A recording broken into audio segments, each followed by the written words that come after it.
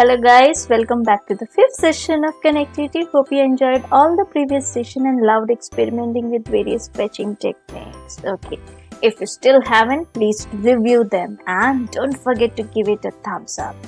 So coming back, today we are going to proceed with few more DML statements. We are going to learn how to insert, update, delete records in SQL table. Cool, let's go. Look at the table, student. Once again, we are having three columns: admission number, name and school. We are going to enter data using Python and then this data will be sent to MySQL. Fine.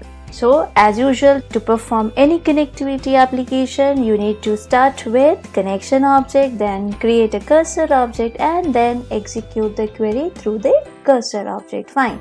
The query here is going to be insert, update or the delete query. Okay, remember that we are not going to display any records, so no more fetching. Rather, the transaction need to be saved, or technically we say that it has to be committed. Okay, so for that we need to execute one more SQL statement, which is a TCL statement, and that is commit. So who executes the query? Of course, the cursor object. So we are going to write cursor.execute commit, and commit is a query. It's a command, TCL command. That's it. Then we have to proceed with the closing of connection. This is just an add-on, as it's a good practice that once your job gets over, don't forget to release all the memory resources that were used for establishing the connectivity. Okay, so what are we waiting for? Of course, the code. So my connection object is ready here, my cursor object is ready, and we have entered the details: admission number, marks and the name of the student in the variable X, Y and Z.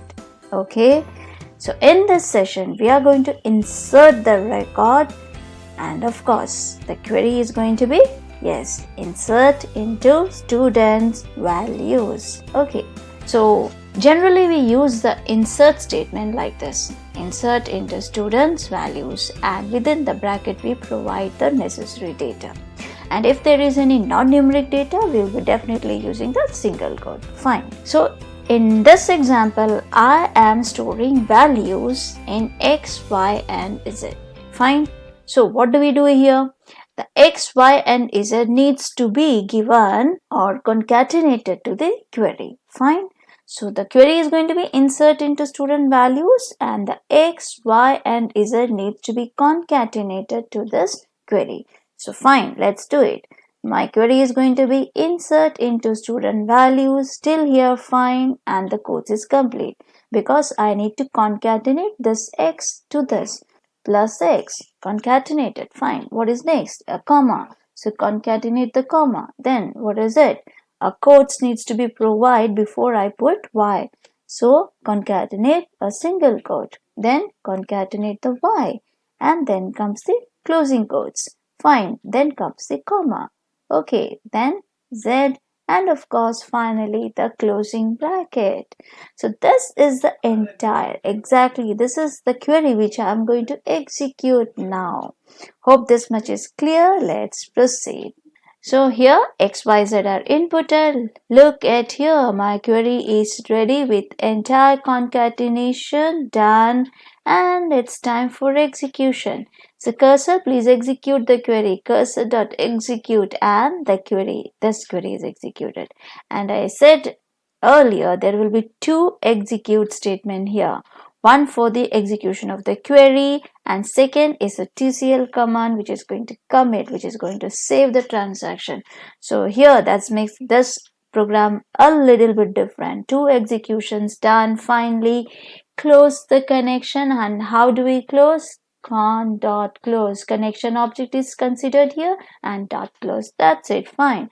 So what happens when I'm executing this? This is my table behind the screen, and on execution of this code, I can find I have inputted the admission number, I have inputted the name of the student. Cool, that's the James Bond with 100% marks. Okay, so once this is done, if you go behind the screen once again, you can find Great. My record is there. The James Bond is there interning in my class. My privilege. So, okay. So that was how the insertion happens. Make sure there will be two queries to be executed in this program. Okay.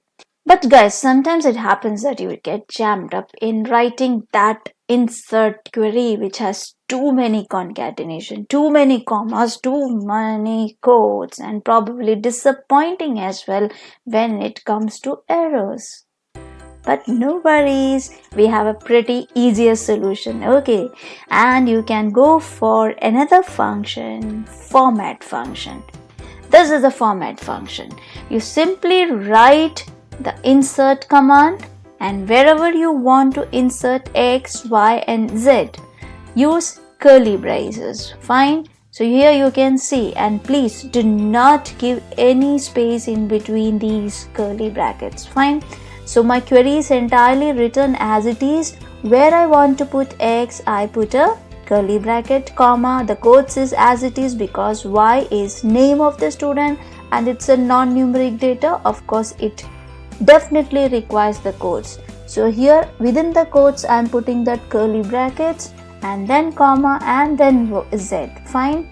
Close this bracket and the entire thing is in quotes. So my query string is ready. It's time to insert the X, Y and Z in the respective position.